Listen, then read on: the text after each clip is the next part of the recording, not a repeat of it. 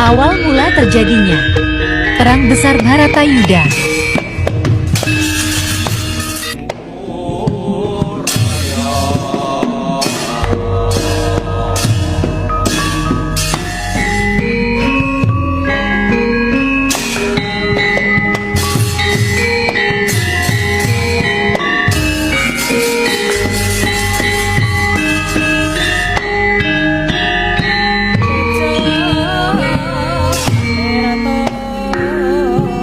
Nyai Prabu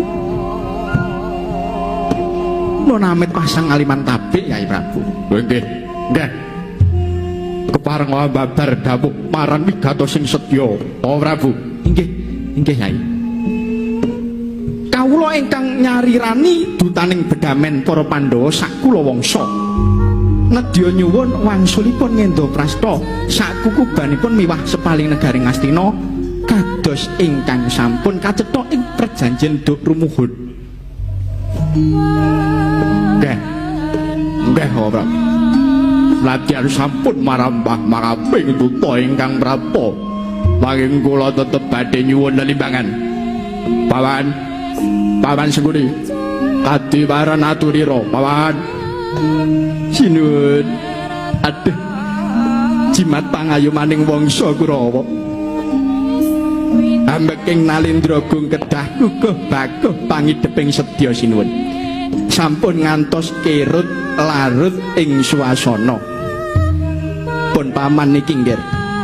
Pun paman miwah para kadang sata Kurawa masih sagah dados cagak minangka tetuwak luhuring asma Paduka. Sinuwun, sinuwun. Putu Prabu. Putu Prabu ngugemana bawa leksana ya, Ger. Dimen ora dadi paprangan antaraning kadang pun eyang bakal mayu bagya lamun sira datan uncat ing perjanjian. Anak Prabu, anak Prabu Jawa Pitana sampun waskuatos ing penggalih negari Mandaraka menika masih jembar laladanipun nggih. Badhe kuncara asma panjenengan menawi ana tepi sabda pangandika ingkang sampun kawedhar. Inggih, nuwun sewu Nyai Prabu. Menika sampun pratela puruk ing sabda pangandikanipun para sepuh.